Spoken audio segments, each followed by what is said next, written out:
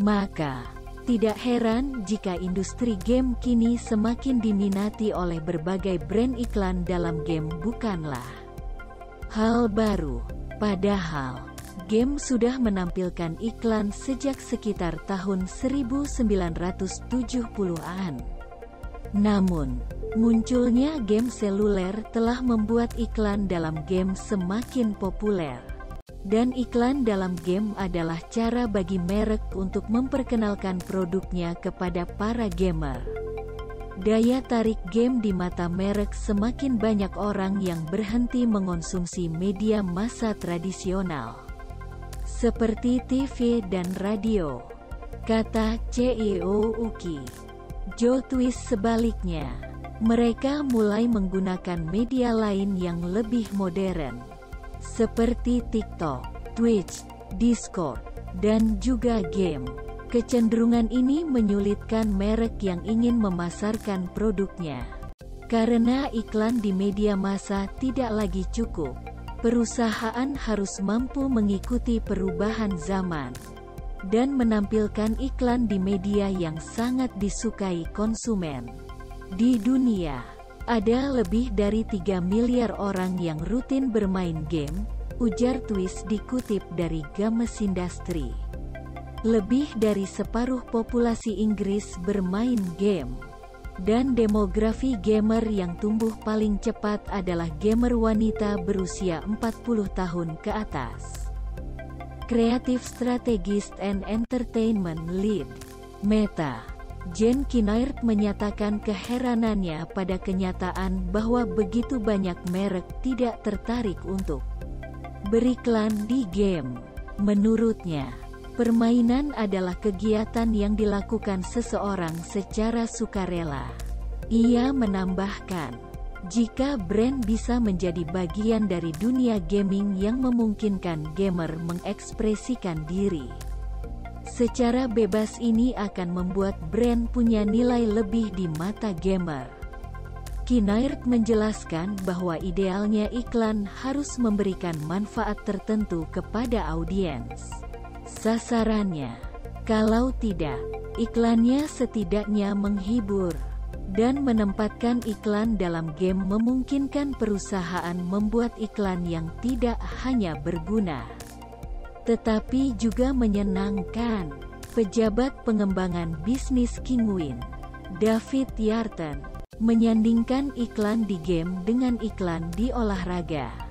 Pada dasarnya, ketika sebuah perusahaan mensponsori tim atau atlet olahraga, mereka ingin para penggemar tim atau atlet tersebut mengidentifikasi merek dengan tim atau atlet olahraga favorit mereka.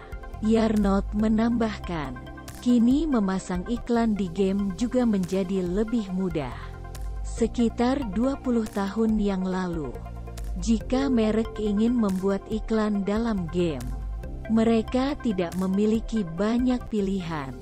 Biasanya kerjasama antara brand dan game berupa penyelenggaraan event. Namun, seiring kemajuan teknologi, merek memiliki lebih banyak pilihan untuk beriklan di game. Ia mengaku selalu meragukan kualitas seorang musisi yang menggelar konser virtual, sebab ia tidak yakin hype dari konser virtual akan mampu menandingi konser di dunia nyata. Meski begitu, ia berharap konser virtual di Fortnite bisa memberikan pengalaman yang sama sekali berbeda dengan konser di dunia nyata, dan ini merupakan keuntungan tersendiri. Masalah membuat iklan di game sayangnya, membuat kampanye iklan yang sukses dalam game tidaklah mudah. Masalah lainnya, kampanye iklan biasanya memiliki awal dan akhir yang jelas. Padahal, komunitas gamer bukanlah sesuatu yang bisa dibangun dalam waktu singkat.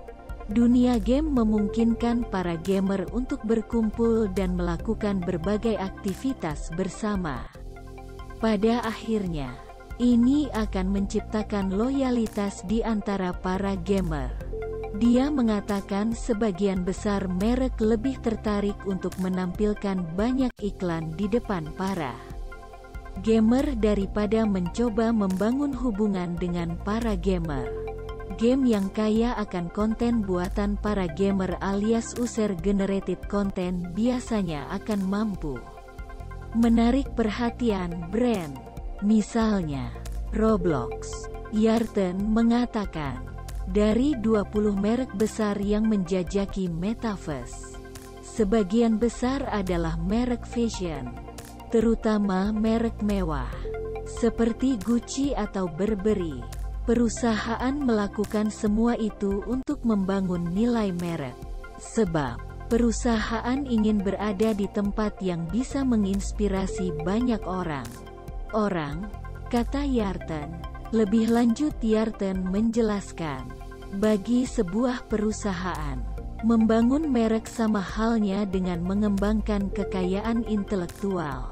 Dan perusahaan game memiliki banyak pengalaman membangun dan memelihara IP.